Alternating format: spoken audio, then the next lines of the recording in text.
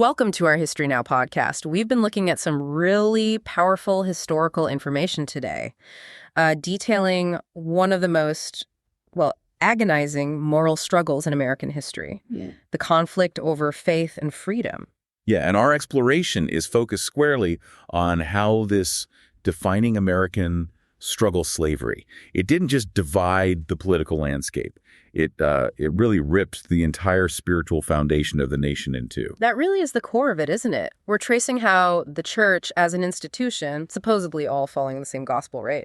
How it fractured so profoundly that it essentially birthed two entirely different religions. Yeah. One, engineered specifically for obedience and control. And the other forged in the fire of spiritual liberation, which ultimately gave birth to the independent Black church. It's quite a story. It really is. It's actually remarkable how the church, which you'd think would be a source of unity, instead became this perfect mirror of the nation's political and, moral divisions. By the mid-19th century, the crisis was just so total that major religious bodies simply could not hold themselves together anymore. I was struck by just how absolute that split was. It wasn't just, individual pastors disagreeing. Yeah, not at all. Entire denominations decided, okay, this issue, slavery, it's grounds for a complete break. Precisely. And the conflict really crystallized around what seems like a practical question, but it had massive theological weight. Could a slaveholder legitimately serve as a spiritual leader, as a missionary? And that's where the Baptists split, right? Northern Baptists said, absolutely not owning people disqualifies you from spiritual authority. Exactly. And the Southern Baptists responded by, declaring their independence in 1845. That's literally how the Southern Baptist Convention was formed. They basically said, nope, owning slaves doesn't disqualify anyone from ministry. They insisted on it. And this wasn't just the Baptists, the Methodists, the Presbyterians. They followed suit, splitting right along those same north-south lines. So this theological map, it really did just mirror the political map. Perfectly. It shows you the split wasn't some side issue. It was fundamental to how people understood God, their country, even what it meant to be human. Which brings us right to that core division in the pulpit itself. Ooh. This stark contrast between a theology that justified slavery and one that condemned it. What were the pro-slavery clergy actually preaching? Well, on the Southern side, clergy really worked, to build this elaborate theology of defense. They rooted their arguments right in the Bible. Oh. They pointed to Old Testament figures, patriarchs who owned slaves, or they argued the New Testament sort of tolerated it, so that sanctioned the practice. And they had prominent voices saying this explicitly. We see Reverend Thornton Stringfellow flatly declaring slavery was divinely ordained. Yes, and the Presbyterian theologian James Henley Thornwell calling it part of God's natural order. What's really disturbing, though, is that this wasn't purely a Southern thing. Bishop John Henry Hopkins from Vermont, of all places. Vermont. He published his Bible view of slavery in 1861, firmly defending the pro-slavery position. But against that defense, you had this powerful counter-tradition, a theology of opposition, led by both Black and white clergy, interpreting Scripture completely differently. As a mandate for freedom, not obedience. Exactly. And that abolitionist reading wasn't new either. John Wesley, the founder of Methodism, he called slavery the sum of all villainies, way back. Decades earlier, yeah. And by the 19th century, you had figures like Reverend Charles Finney, the Presbyterian revivalist, declaring slave ownership a sin, flat-out sin. And he refused communion to slaveholders, right? His college, Oberlin, became a major abolitionist center. A huge hub for activism. Right. It's just crucial, though, to understand how those two totally opposing ways of reading the Bible played out in the daily lives of enslaved people. Right, because on the plantation, the slaveholders' theology wasn't just abstract, it was a tool. Absolutely, it's a tool of enforcement. They'd bring in white ministers specifically to deliver these carefully selected sermons, all designed for docility and control. And we even know the specific Bible verses they twisted, don't we? We do. Scripture's ripped completely out of context to demand submission. Verses like Colossians 3.22. Slaves, obey your masters in everything. And 1 Peter 2.18. Servants, be submissive to your masters with all respect. These weren't really lessons in faith as much as they were lectures in spiritual submission. Designed to just crush the wound. That was the official message, delivered with the master watching.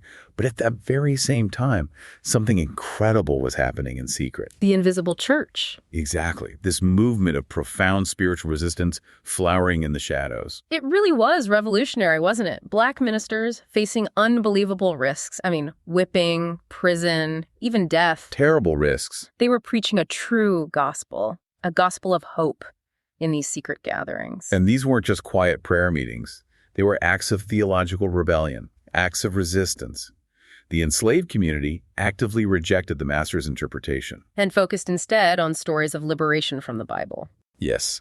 They preached about Daniel in the lion's den, about Shadrach, Meshach, and Abednego defying the king, and most powerfully, about Moses leading the Israelites out of bondage in Egypt. That narrative of deliverance, it directly undercut the whole message of obedience they were being fed. Completely. And slaveholders knew how powerful this independent spiritual leadership was. They feared it deeply. Especially after rebellions like Nat Turner's in 1831, which was led by an enslaved preacher. Exactly. After that, the consequences for any independent black minister became immediate and just brutal. And the states reacted legally too, didn't they? Criminalizing black worship unless a white person oversaw it. Yes. Laws in places like South Carolina and Georgia explicitly required a white overseer for any black religious gathering. Preaching without that supervision, banned and severely punished.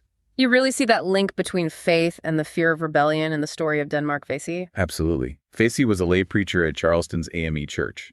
He was accused of plotting this massive rebellion and hanged in 1822. His faith was seen as central to the plot. But this danger, it seems, only reinforced why independent institutions were so necessary.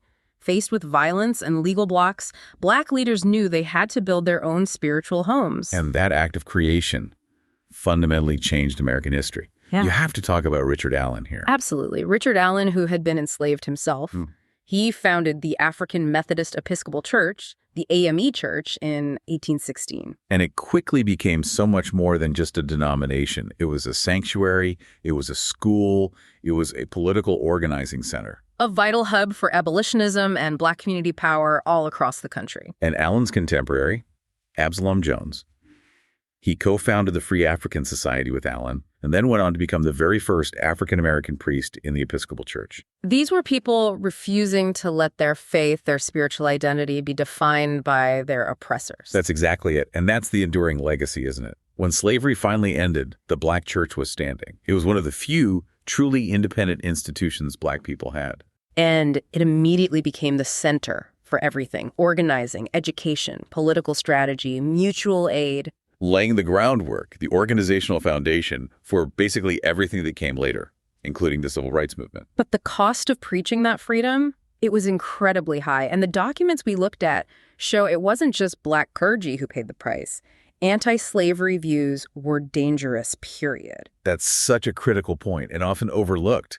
White abolitionist ministers faced brutal violence too. Think about Amos Dresser. Right, 1835 in Nashville. He was a white minister. Arrested just for having anti-slavery pamphlets. Not even preaching, just possessing them. And he was publicly whipped, 20 lashes on his bare back by a so-called vigilance committee. And told he was lucky to be alive. Or Reverend Daniel Worth, a Wesleyan Methodist pastor back in his home state of North Carolina. Arrested for distributing incendiary anti-slavery material in 1859? Right before the war. He was jailed in terrible conditions, his feet actually froze, and he only managed to escape north after serving a year. But the ultimate price among white abolitionists was paid by Elijah Lovejoy. Elijah Lovejoy, yes. A Presbyterian minister and newspaper editor in Illinois. He just kept denouncing slavery in his paper. And they kept destroying his printing presses. Over and over. Yeah. Then in 1837, while defending his fourth press, a pro-slavery mob murdered him.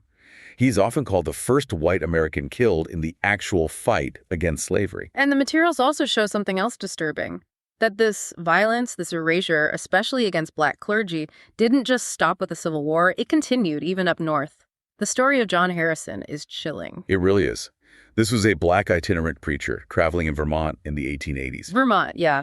Not the Deep South. No. He was one of the very few black residents in Norwich, Vermont back then. Yeah.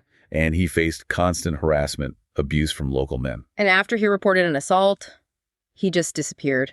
vanished in 1890. And the cover-up afterwards is just horrifying. Years later, someone allegedly confessed, said he and others had murdered Harrison, buried him under a house. And the official... They were notified, supposedly investigated, but claimed the ground was too frozen to dig.